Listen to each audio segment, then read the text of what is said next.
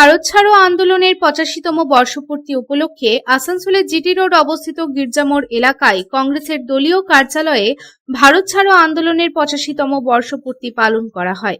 এদিন এই উপলক্ষে উপস্থিত ছিলেন কংগ্রেস নেতা প্রসেনজিৎ পৈঠন্ডি, শাহ আলম এবং অন্যান্য কংগ্রেসের নেতা ও কর্মীরা।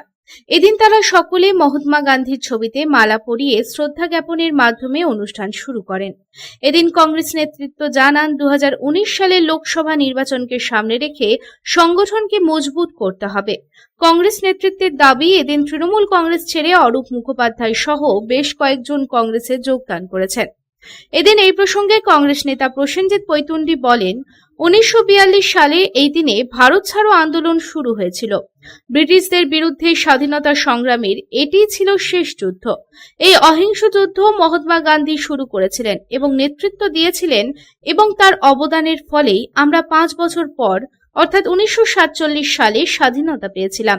যে কথাটা অনেকে আপনারা বললেন না, সেই উপাচার্যের ভূমিকায় থাকার সময় ব্রিটিশ ইউনিয়ন জ্যাককে দুজন ছাত্র যখন স্যালুট করতে চায়নি, তখন এই শ্যামাপ্রসাদ মুখোপাধ্যায় কিন্তু সেই দুই ছাত্রকে পরের দিনে কলেজের ক্যাম্পাসে ডেকে বেত্রাঘাত করেছিলেন। এই ছিল শ্যামাপ্রসাদ মুখোপাধ্যায়। ব্রিটিশের মুক্তির, ব্রিটিশের দালাল বিজেপি যতই আমাদেরকে বাংলায় তথা ভারতবর্ষের মানুষকে নতুন করে ইতিহাস পড়াবার কথা বলুক, কিন্তু ইতিহাসের পাতায় যেগুলো লেখা আছে, হোয়াটসঅ্যাপ দ্বারা যে ইতিহাস বিজেপি প্রচার করে সেই ইতিহাস নয়। ইতিহাসের দলিলে যে কথাগুলো লেখা আছে সেগুলো আমাদেরকে আবার নতুন করে সমস্ত যুব সমাজের কাছে পৌঁছে দিতে হবে।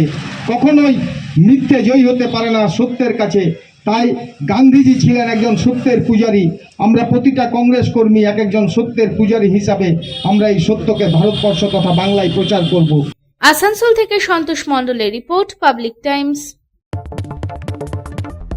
टाइगर हाउस में आपका स्वागत है, जहां हर दीवार में है टाइगर की ताकत। और यह है ACL टाइगर TMT रीबार, जो आपके घर को दे ताकत और सुरक्षा। इसके अनोखे रिब डिजाइन साधारण TMT बार के मुकाबले देता है सर्वाधिक रिब एरिया वैल्यू, जो सर्वाधिक बॉन्ड की शक्ति प्रदान करता है सीमेंट के साथ। इस्पात के संयुक्त रसायन और एक एडवांस्ड क्वेंचिंग प्रक्रिया इसे प्रतिरोधी बनाते हैं आग और जंग से। कार्बन एंड मैंगनीज के संतुलित अनुपात इसे देता है सर्वोत्तम लचीलापन और प्रसारण की क्षमता, जो रखे भूकंप से सुरक्षित।